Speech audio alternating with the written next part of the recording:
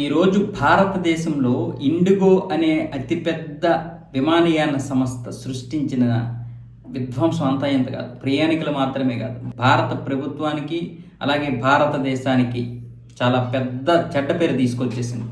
ఇలాంటి సంస్థల్ని ఉపేక్షించకుండా 2009లో ఏ విధంగా అయితే పుతిన్ ఇలాంటి ఒక బిలియనీర్ మీద యాక్షన్ తీసుకున్నాడో ఆ విధంగానే యాక్షన్ తీసుకోవాలి. అప్పట్లో రష్యాలో పికల్యోవ్ అనే రాష్ట్రంలో వొలిన్ డెరివాస్కా అనే ఒక బిలియనీర్ చేతిలో ఒక 3 పెద్ద కంపెనీలు ఉన్నాయట. ఆ కంపెనీలో పనిచేస్తున్నటువంటి వర్కర్స్కి ఎవరికి కూడా జీతాలు ఇవ్వలేదు 3-4 నెలలు. దాంతో అక్కడ ఉన్నటువంటి వర్కర్స్ అందరూ కూడా ప్రధానమైనటువంటి రోడ్ల మీదకి వచ్చేసి నిరసనలు తెలిపారు. అక్కడ చాలా ట్రాఫిక్ ఏర్పడింది. ఎంతో మంది ప్రజలకు ఇబ్బందికరమైనటువంటి పరిస్థితి వచ్చింది. దీన్ని ప్రభుత్వం ఎక్కడెక్కడ ఉపేక్షించలేదు, వాళ్ళతో ఎటువంటి సంప్రదింపులు జరపలేదు. వెంటనే హెలికాప్టర్లో వ్లాదిమిర్ పుతిన్ వచ్చేసి అక్కడ వాలిపోయి ఆ కంపెనీలో వెంటనే ఒక మీటింగ్ ఏర్పాటు చేసి ఆ బోర్డు మెంబర్స్తో అందరినీ పిలిపించి అక్కడ కూర్చోబెట్టి మీడియా ముఖంగానే ఆ బిలియనీర్ డెరివాస్కాని పిలిపించి ఒక పేపర్ మీద సంతకం చేయించేశాడు. ఇక ఈ కంపెనీలకి నీకు ఎటువంటి సంబంధం లేదన్న విధంగా సంతకాలు చేయించేసి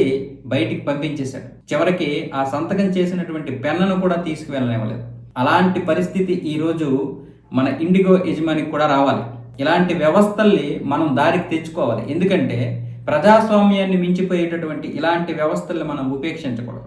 కార్పొరేట్ వ్యవస్థకు బీజేపీ ఎలాగో వ్యతిరేకం కాదు, కార్పొరేట్ వ్యవస్థ ఖచ్చితంగా ఉండాల్సిందే. కానీ మనల్ని అంటే ప్రభుత్వాన్ని కావచ్చు, ప్రజాస్వామ్యాన్ని కావచ్చు మించిపోయి చేసేటటువంటి అది ఏ వ్యవస్థ అయినా సరే దాన్ని కంట్రోల్లోకి తేవాలి. అది కోర్టులైనా ప్రైవేట్ సంస్థలైనా సరే. ఇప్పుడు రాహుల్ భాటియాకి భయం పడితే మిగతా వ్యవస్థలన్నీ కూడా భయపడతాయి.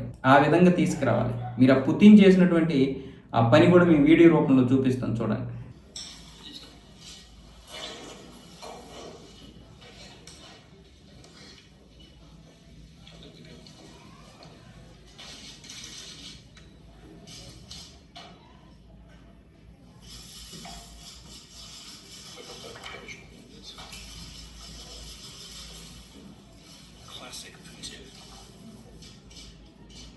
అక్కడికక్కడ అంటే ఇన్స్టెంట్ లా అనేది ఒకటి ఉండాలి.